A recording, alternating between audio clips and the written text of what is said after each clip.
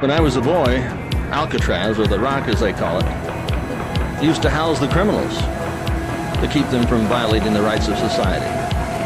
Now, society is controlled by a group of criminals from 1600 Pennsylvania Avenue in Washington, D.C. How has things changed? A complete reversal from the Constitution, from the Declaration of Independence, to the Declaration of Interdependence, from the United States to the United Nations. Once we had sovereignty, now we have insanity. When I think of the criminals that were once housed in Alcatraz, it almost makes you laugh. There are more criminals in 1 square mile of Washington, D.C. than were ever housed on the Rock. So it's a new world order all over again. 911 traffic. This is what they're planning. The Illuminati 911 is coming about. We'll be back. And by having the legitimate left and legitimate right working together, we outflank the sons of bitches to take the center ground. You talk about that in your book. Erskine's guest, a pilot named Will Thomas, exposed the outright lies the White House spin doctors and the FBI tried to sell us after the attack. Just days from the show, I was taking a ferry to Vancouver Island in British Columbia, working my way north to meet with this man to find out what he knew that I didn't. The FBI claimed they found Mohammed Atta's Saudi Arabian passport amongst 100,000 tons of smoking rubble, twisted steel, burnt bodies, and debris under the collapsed Twin Towers. And from that, the very next day, were able to give us both the names and the pictures of 19 skyjackers they claim commandeered the Boeing jetliners.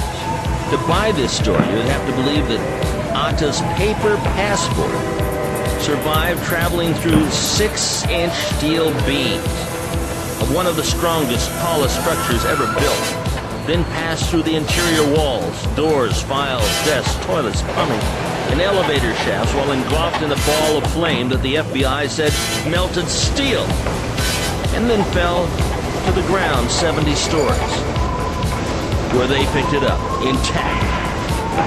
I mean, they'd have to have you believe that Muhammad's passport is made out of kryptonite and came from a planet far, far away.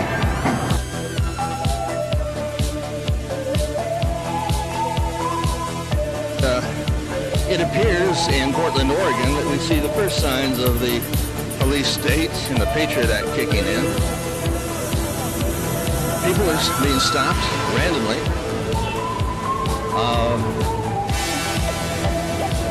I can only assume that it has the blessings of the New World Order. What are they concerned about? Guns, batons, helmets, stopping individual people. Why is it happening? It's a police state. Ein Volk, ein Reich, ein Führer. Yes. One world, one race, one ruler. The police behind me are pulling cars over. They're checking them out, as if there's some sort of terrorist activity in Portland, Oregon. Well, this bridge here where we came over, is this part of the new state security or part of the Patriot Act? Is this some sort of terrorism thing? No, it's not. Asked to leave their car in the United States of America. This is like Nazi Germany in 1936. Fellow doesn't want to have any questions. It's registered, but I don't have the current registration in the car, I guess, and it's the insurance is not current on it. I guess, it's just happening, bad timing. No, but you say it's bad timing, but do you think this is A-okay? Is this okay with you as an American citizen to see the car being towed away? Well, it leaves us kind of stuck out here on the street right now, you know. Well, we were just getting a ride, but from Amy. Yeah. So now we have to walk anyways. No, I'm just kidding. You consider this tyrannical? What are you gonna do? You know? Right. It sucks. You consider this tyrannical? It's just a bummer. Yes. Sweet. Yes. And it doesn't have to be about terrorism. It could be about license renewals, tags on your cars. You will be pulled over, you will be stopped and searched. But the point I'm trying to make is while crime is real, while certain aspects of terrorism are real, it's the sensationalism, it's the commercialism, it's the corporate surveillance society that makes money off of all this. All this costs money. Who pays for this? It's you, America. See, bottom line is, we don't have very much time left to secure our freedoms, to secure our constitutional, God-given rights. And believe that, it's taken away more and more. And this is how it happens. It happens incrementally. Now, what did Hitler do? He had something just like the Patriot Act. He had the Jews with a little colored bracelet, a little color tag. And so they can pick the colors they wanted. If you pick the right color, maybe you'll survive the camps. It is coming. It is coming. And while my voice is slowly being silenced, so will be yours. As the House and Senate bills get pushed through to eliminate cable access and programs like this. Unless you stand up and you fight, you will lose your freedom. You will lose your Constitution. And this is what it is. Welcome to your new America. Right here, right here, right here, right here. Another card. Get it. Get it. With bumper stickers. Oh, people have a voice. They would be suspect. Towed away into the night. If they've got money problems, they're going to make them worse. If they've got emotional problems, they're going to put them and everybody on the razor's edge. Here you are. You're a fucking slave. You're a fucking slave. You're a slave.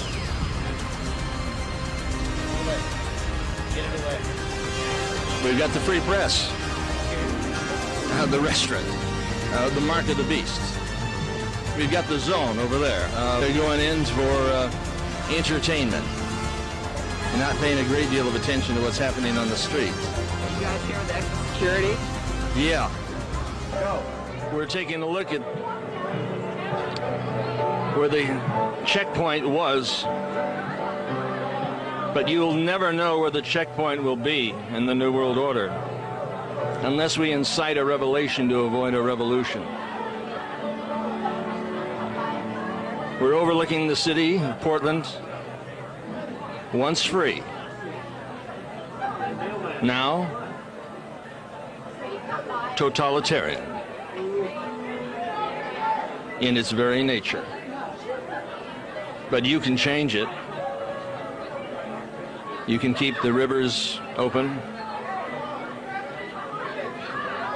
free speech, but you're going to have to support public access. We've got a chance to change it. It's up to you.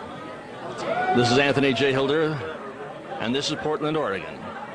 And this is August 12th, 2005. Over and out.